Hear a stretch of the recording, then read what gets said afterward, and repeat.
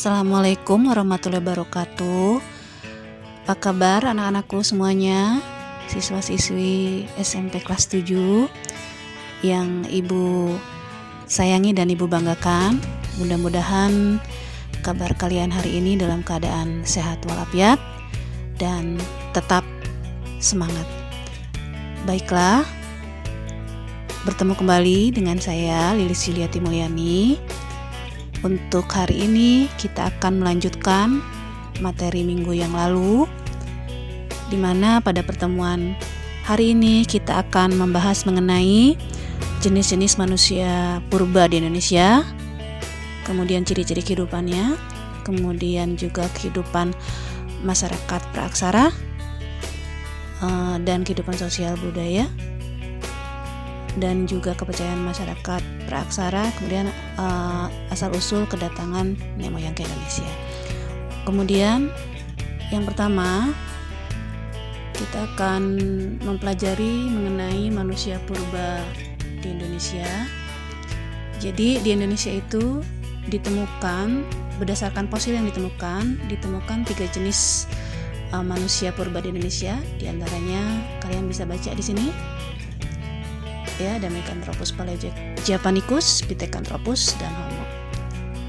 Kemudian, nah ini ada gambar fosilnya. Yang Meganthropus, kemudian yang kedua jenis Homo. Nah ini keterangannya, Homo erectus, Homo sapiens. Kemudian daerah penemuannya dan juga siapa penemunya.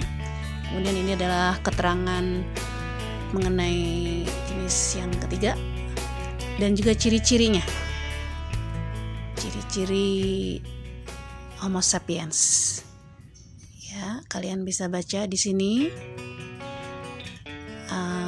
Di antaranya kening tidak menonjol, kemudian di situ dikatakan ada volume otaknya ya.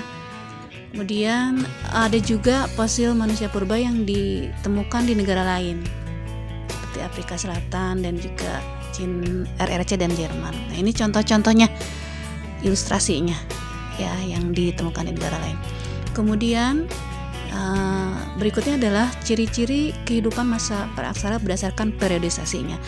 Ada zaman batu tua, zaman batu tengah, dan zaman batu muda. Zaman batu tua itu disebut dengan Paleolitikum. Kemudian zaman batu tengah Mesolitikum, dan zaman batu muda itu Neolitikum, dan ada juga zaman batu besar atau Megalitikum. Kalian bisa baca di sini ciri-ciri kehidupannya per periodenya ya. Nah, kita bisa bandingkan di sini. Kalian baca dengan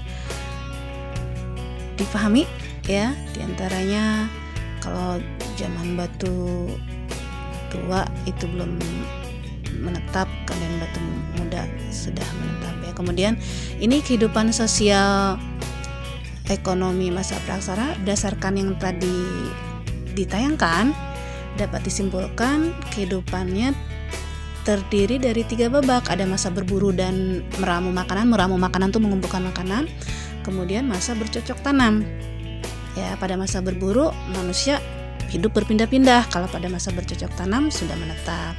Kemudian pada masa berburu kehidupan alat perkakas yang digunakan masih sangat kasar. Kalau pada masa bercocok tanam itu sudah halus ya.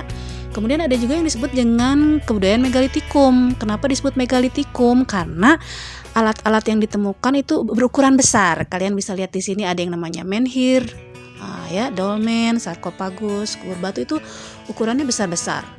Nah, menhir kalian bisa lihat keterangannya masing-masing ya.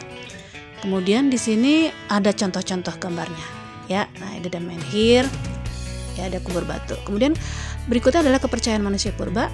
Ada animisme, ya. Kemudian dinamisme. Animisme itu percaya kepada roh nenek moyang. Kalau dinamisme percaya kepada benda-benda gitu ya, benda-benda.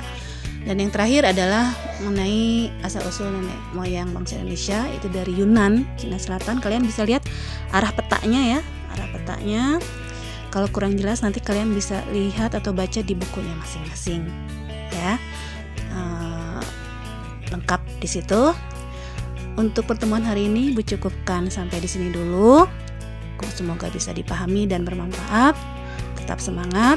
Akhirul kata Ibu ucapkan wassalamualaikum warahmatullahi wabarakatuh. Ya, tetap semangat semuanya.